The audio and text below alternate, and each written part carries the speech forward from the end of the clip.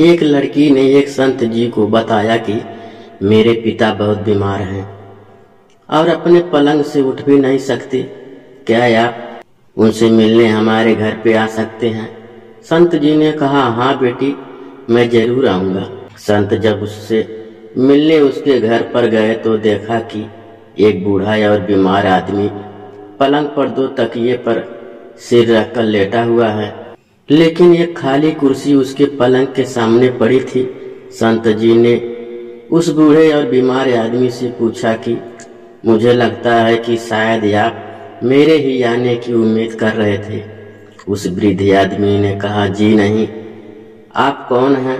संत जी ने अपना परिचय दिया और फिर कहा, मुझे एक खाली कुर्सी देखकर लगा कि आपको मेरे आने का अभ्यास हो गया है। वो आदमी बोला, संत जी, अगर आपको बुरा ना लगे तो कृपया कमरे का दरवाजा बंद कर दीजिए। संत जी को थोड़ी हैरानी तो हुई, फिर भी संत जी ने दरवाजा बंद कर दिया।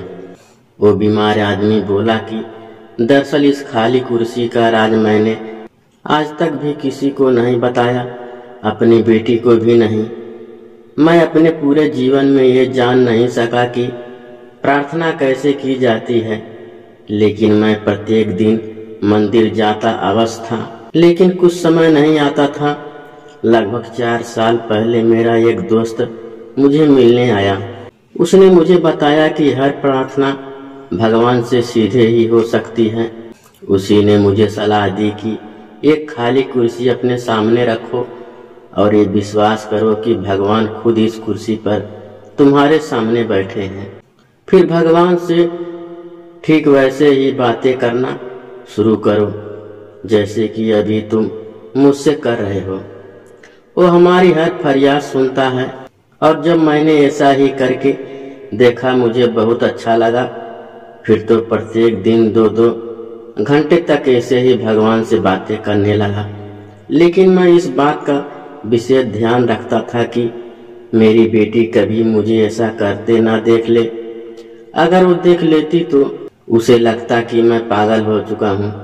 ये सुनकर संत जी की आंखों से प्रेम और भाव से आंसू बहने लगे। संत जी ने उस बुजुर्ग से कहा कि आप सबसे ऊंची भक्ति कर रहे हो। फिर उस बीमार आदमी के सिर पर हाथ रखा और कहा, अपनी सच्ची प्रेम भक्ति को जारी रखो। संत जी ने अपने आश्रम में लौट गए, लेकिन 5 दिन बाद वही बेटी संत जी से मिलने आई और उन्हें बताया कि जिस दिन आप मेरे पिताजी से मिले थे वो बेहद खुश थे, लेकिन कल सुबह 4 बजे मेरे पिताजी ने प्राण त्याग दिए हैं। बेटी ने बताया कि मैं जब घर से अपने काम पर जा रही थी तो उन्होंने मुझे बुलाया, मेरा माथा प्यार से चूमा। उनके चेहरे पर बहुत शांति थी, उनकी आंखें आंसुओं से भरी हुई थी। लेकिन वापस लौटकर मैंने एक अजीब सी चीज भी देखी।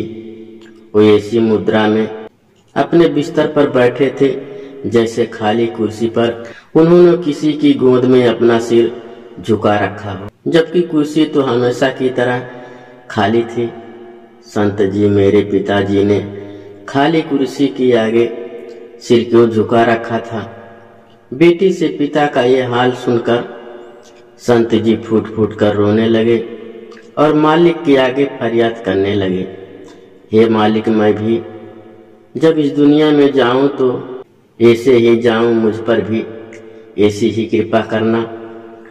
यदि हम भी इसी तरह अपने इष्ट देव की गोद में बैठकर यहाँ से जाना चाहते हैं तो प्रत्येक पल आप अपने इष्ट देव की उपस्थिति को हर जगह महसूस करेंगे।